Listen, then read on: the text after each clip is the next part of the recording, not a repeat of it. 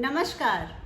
मैं हेना प्रसून बहुत बहुत स्वागत करती हूँ आप सबों का अपने चैनल हेना प्रसून एस्ट्रोलॉजी में। ज्योतिष के इस नए कार्यक्रम में आप सबों का स्वागत करते हुए मुझे बहुत खुशी हो रही है। और आइए जानते हैं ज्योतिष के इस नए कार्यक्रम में नया क्या है। तो देखिए, आज हम बात कर रहे हैं राहु केतु के बारे में। पिछले कुछ वीडियोस में मैंने जो ये सीरीज़ बनाया है उसका ये अंतिम वीडियो है। और आज हम बात करेंगे केतु और मंगल की समानता के बारे में। बहुत लोगों से आपने सुना होगा, मैंने भी कई बार अपनी वीडियो में बताया है कि भौमवत केतु फल देते हैं, यानी मंगल के समान केतु का स्वभाव है। केतु का रहन सहन चाल ढाल मंगल से मिलता जुलता है और इनकी जो मोडस ऑपरेंडाई है वो मंगल के समान है। और अगर आपकी कुंडली में मंगल अच्छी स्थिति में है, उच्च के हैं, स्व राशि के हैं, तो डेफिनेटली आपको केतु बहुत अच्छा परिणाम देंगे अपनी महादशा या अंतरदशा के दौरान।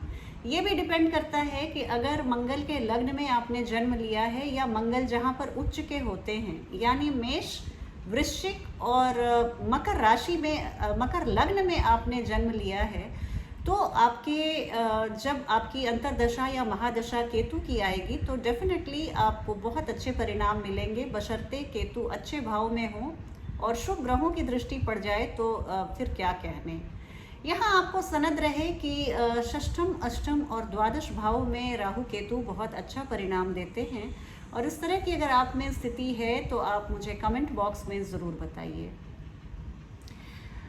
कार्यक्रम शुरू करूं उसके पहले मैं अपने सभी प्रिय दर्शकों से आग्रह करूंगी कि आप मेरे चैनल को सब्सक्राइब कीजिए और वीडियो को पसंद आने पर लाइक कीजिए और वीडियो के लिंक को अपने फ्रेंड्स और फैमिली में शेयर कीजिए।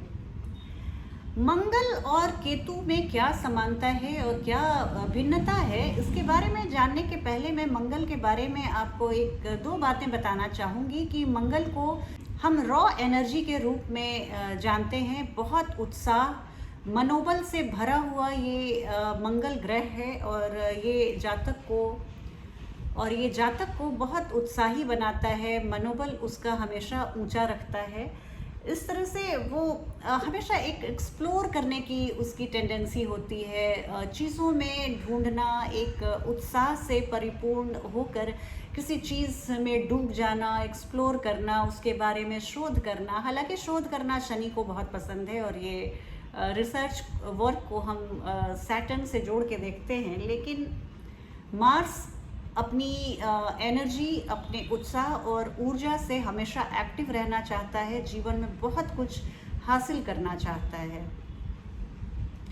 केतु भी सेम चीज़ देते हैं। केतु भी सेम उनकी भी जो टेंडेंसी है, उनका जो काम करने का तरीका है बिल्कुल यही है। लेकिन सेतु सब कॉन्शियस लेवल पे काम करते हैं, आपके मानसिक और आत्मिक स्तर पर काम करते हैं, आपके मेंटल और सोल लेवल पे काम करते हैं। और इनका बस एक इतना रेजर शार्प इनका काम करने का तरीका है कि वो बिल्कुल आपके भौतिकता से काट देते हैं और आध्यात्मिकता की ओर आपको अग्रसर कर देते हैं। अगर आप में थोड़ी भी टेंडेंसी है अध्यात्म के तरफ, तो आपको केतु क्या नहीं दिला सकते हैं। आपके पीस ऑफ माइंड, आपका इंटेलिजेंस, सब कुछ केतु बहुत सफाई से मोड़ देते हैं आपके आध्यात्मिक प्रगति, आध्यात्मिक उन्नति की तरफ।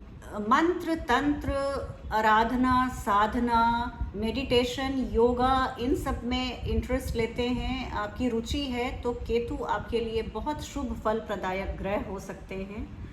केतु आपको इन सब तरीकों से आपको एक सिस्टमैटिक वे में डिटैच करते हैं दुनिया से, आपको सांसारिकता, मोह माया से दूर परे ले जाते हैं और आपका जो इनर सेल्फ है, आपका जो ट्रू स्वभाव है, आपको वो सेल्फ एक्चुअलाइज बनाते हैं। यहाँ पर देखिए, स्पिरिचुअल डिज़ायर भी आपको वो ख़त्म करते हैं। अब आप कहेंगे कि मटेरियल डिज़ायर भी ख़त्म करते हैं और स्पिरिचुअल डिज़ायर भी ख़त्म करते हैं। जी हाँ, डिज़ायर अगर है तो वो स्पिरिचुअल कभी नहीं हो सकता। इवन मोक्ष की प्राप्ति की भी इच्छा अगर आप में है तो फिर वो आप आध्यात्मिकता के बहुत निचले स्तर पर हैं। इच्छा, आपको इच्छा मुक्त करना ही बंधन मुक्त है। और यहाँ पर इच्छा मुक्त होना ही बंधन मुक्त होना है।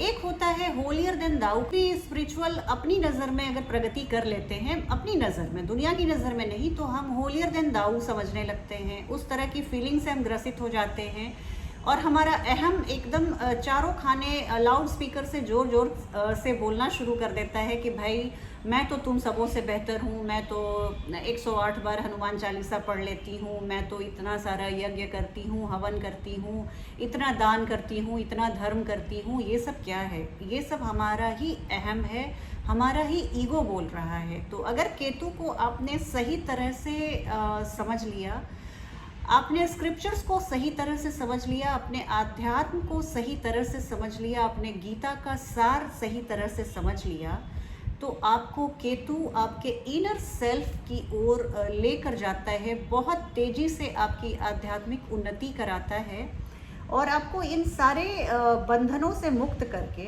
इन सारे जंजालों और बंधनों से मुक्त करके एनलाइटेंड करता है, ज्ञान का प्रकाश दिलाता है।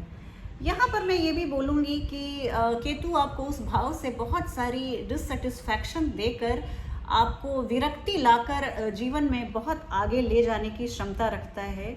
कोई भी बात आपको पेन देता है, दुख देता है, कष्ट देता है, तो वहाँ से केतु आपको डिटैच करा के, डीलिंक करके और वहाँ से आपको बिल्कुल विरक्ति की भावना, वैराग्य की भावना लाकर आपको आपके समीप लाता है, आपको आपकी भेंट आपसे करवाता है। और जितने भी ये सारे ये जो बैरियर हैं, सुख के, दुख के, ईगो के, इन सब बैरियर को हटाकर आपको आपके ओन सेल्फ से रूबरू कराता है, आपकी मुलाकात आपसे करवाता है। तो इस तरह से आप देख सकते हैं अपनी कुंडली में जहाँ भी केतु है, आपको उस भाव से संबंधित विरक्ति और वैराग्य की भावना केतु को लाने की इच्छा रहती है। और केतु चाहते हैं कि आप उस भाव पे जो आपके अधूरे कर्म रह गए हैं, उसको आप वहाँ पटाक्षेप करके खुशी खुशी आप अपने जीवन यात्रा को आगे बढ़िए और आध्यात्मिकता के उस चरम शिखर को प्राप्त कीजिए जिसके लिए परमात्मा ने आपको जन्म दिया है। जब तक आप पास्ट की उस अतृप्त इच्छा से परे नहीं हटेंगे, अपने को बंधन मुक्त नहीं करेंगे, वहाँ आप उस जीवन के हिस्से को पकड़ के रखेंगे, तब तक आप आगे नहीं बढ़ सकते। क्योंकि अगर एक हाथ से आपने किसी खंभे को पकड़ के रखा हुआ है तो आपका पूरा शरीर आगे नहीं जा सकता। जब तक आप उस होल्ड को, उस ग्रिप को लेट गो नहीं करेंगे, आपकी आगे की यात्रा पूरी नहीं होगी। तो इस तरह से आज की वीडियो में इतना ही। आप मुझे ज़रूर कमेंट बॉक्स में बताइए आपका केतु आपकी कुंडली में किस भाव में है, और मुझे आपके कमेंट और सुझावों का इंतज़ार रहेगा। चलती हूँ आज की वीडियो में, बस इतना ही। आपसे बहुत जल्दी एक नई वीडियो में भेंट होगी। तब तक आप अपना ध्यान रखिए। जय हिंद, जय भारत।